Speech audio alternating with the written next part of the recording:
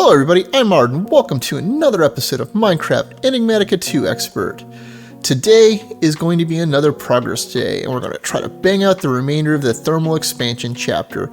Partially is just to get it done, and partially to add in any missing automation that we don't already have. So let's take a look at the book and get started. And as you can see, while we have quite a bit of the book left remaining, I don't believe any of this is actually hard to make at this point. Most of it should be well within our means. It's mostly just a couple engines, a couple machines, and their modifiers. So I guess we should just pick a spot to start, and I think we're going to start with the generators. Particularly the magmatic dynamo, which, well, no real surprises here. This one was so easy, I already had all of the pieces sitting in my storage system. I just had to load up my wireless terminal. Now, the magmatic dynamo does exactly what it says. It burns magma into power, or pyrotheum into a lot of power, or a few other materials. And it takes the standard array of upgrades that thermal expansion ones do that will increase the speed or output or make it more efficient, etc, etc. If we look at this modifier directly next to it, the isentropic reservoir, we can see that it's also relatively easy to make. I even have the cryotheum dust already made and sitting around. And what this does is it burns coolant instead, things that are cold. That said, this is also one of the first places we need to put some automation in because I currently don't have the means to make Signalum, much less the Signalum gear. So let me go make a couple machines and put them in my A2 system. Alright, so I got this made, but it took a little bit more work than I was expecting because I realized I didn't have a way to automate Signalum yet. And that took a bit of thinking on my part on how to handle the actual destabilized redstone fluid. Because fluids traditionally haven't worked all that well with AE2. This does have the extra cells mod, which I believe makes it possible to handle fluids inside AE2 itself, but I figured it was easier just to set it up like this. So what we have is an ME interface that feeds into a crate. And this just dumps the redstone and the Shibuchi alloys into here, which then comes into an Ender IO conduit and fluid conduit system, which pumps the redstone via a filter into the melter, which then melts it down, and via fluid conduit pumps it up into the fluid infuser. And the fluid infuser then takes the alloy via another filter and merges them together to create Signalum, which then exports on the red channel out back into the ME interface to avoid pulling the redstone or the Shibuchi from the crate itself. So this is probably how I'm going to set up the Endernium processing as well, and probably a few other things that require the same thing like impulse item ducts, which I haven't gotten around to doing yet. I've got normal item ducts done, but just not the impulse one. And I probably need to clean up this area because, as you might have noticed, this is getting a bit overloaded right now. Ignore this tower over the metallurgic infuser. That was a terrible idea that I need to redo. So for the record, don't try to do multiple things in the same metallurgic infuser. You're better off just using multiples, kind of like the immersive engineering presses over there. It just makes a mess and makes it prone to error otherwise. So the next thing up is a step backwards to go do the turbine conversion for the steam dynamo, which is also really simple to make. I still don't have these redstone conductance coils set up to be automated because I don't want to set up another metallurgic infuser right now, and I can easily just do the atomic reconstructor way. I've told you guys that I'm lazy, right? And that one's done now as well, although we're just going to shelve this one because I really can't think of an immediate use for it. Maybe eventually I'll have something that generates steam that needs to be consumed, but for now, And directly related to that is the boiler conversion, which turns any dynamo into a steam generator. Also extremely easy to make because none of this is hard. But for the sake of completion, there it's done too. Next up is the reactant dynamo, which, surprise surprise, is also not hard to make. And these redstone transmission coils have the same problem where I can just more easily make them this way than automating it currently. Okay, and this one's done too. And this one's a little bit weird because it eats up liquid, the sorts of liquids you use for crafting normally, like energized glowstone or destabilized redstone, and also a reagent of various types to create power, but not something I can see myself actually using. Related to that is the elemental catalyzer, which is relatively easy to make as long as you can make aerotheum, which we can, although I don't have it automated. And this greatly increases the power generation for it, at the expense of using other augments. But I can't imagine why you wouldn't use this one. And done. Continue on, we have the innervation dynamo, which, again, shockingly, is easy to make, which creates power by consuming redstone or things that have redstone energy in them. You know, like that spare Wyvern flux capacitor you've got just sitting around with 64 million RF sitting in it. This sure is easy when you just got all the parts sitting around and just hadn't gotten around to this.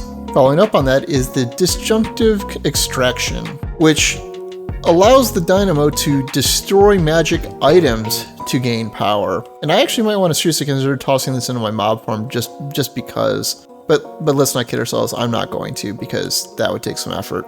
But I guess if I ever get around to it, I've got these sitting around that will get tossed somewhere randomly in a box and forgotten about, probably. Which leads us to the last pair, the numismatic dynamo and the lapidary calibration, which I've talked about before because I saw it way back in Iskall and Etho's aborted Enigmatica videos where they set it up to consume emeralds pretty early, which generates a fair amount of power. Because the numismatic dynamo eats money, and the lapidary calibration eats gems, for a not inconsiderable amount of power.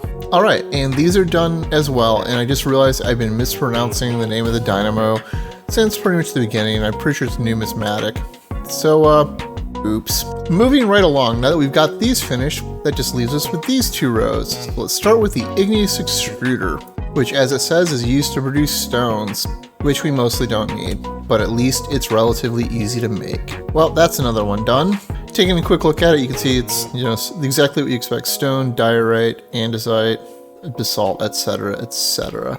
It might be useful if I need more diorite to smash up in the rock crusher behind me for the various powders that we need, but other than that, I don't feel really the real need to plug this in. And on to the next machine I don't need, the glacial precipitator, which makes snow and ice, which I have outside, plenty of. This is not a problem. And thankfully, this is also pretty easy. And that said, moving right along. And on to the sequential fabricator, which we already have one, and it is also relatively easy to make. The sequential fabricator is the auto crafting unit for thermal expansion. I built one for some reason that I honestly can't remember at this point why I did it, but it clearly didn't work out because it's not against the wall here anywhere, and it's not part of any auto crafting system. So I have no idea what I was doing with it. But speaking of that, the next thing we need is the augment for the fluidic fabrication, which lets you throw out things with liquids inside of it, and it's also simple. And there we go. So while we're doing the augments, we might as well get the two above us that we didn't get before. One is the numismatic press, which is for making coins in the compactor to feed numismatic dynamo. And surprise, surprise, it's not hard to make. All of these things are starting to look the same. I probably should have done this stuff like 3 months ago. Yeah, that would have made more sense. And one more done and one to go. And that one is the parabolic flux coupling, which does exactly what it says. It allows for rapid wireless recharging of flux capacitors. It's for the energetic infuser. And that's all that it does. It's not even all that interesting. And I'm going to make it because they're going to make me do it, but I'm not going to like it. And another one done and running into the home stretch now, with only this row remaining, starting with the arboreal extractor, which is as simple as everything else and used for extracting fluids from trees. GAI doesn't really show what it's used for, but it's for pulling things like sap and resin and apparently mushroom stew out of large mushrooms. And one more poorly documented machine done. Next up in that line is the thermal mediator, which speeds up thermal expansion machines, which is interesting, but they already run more barrels fast enough. I may change my stance on that when I hit the bragging rights section, but for now I'm leaving them as is. But it looks almost identical to the last machine. I'm starting to see a theme here. But there we go. And the penultimate one, the aqueous accumulator, which most people are probably familiar with it because it's used to get water, and it's been around for a long time. You put it over at least a 2x2 pool of water and it will pull water from it forever. And it's the same as everything else.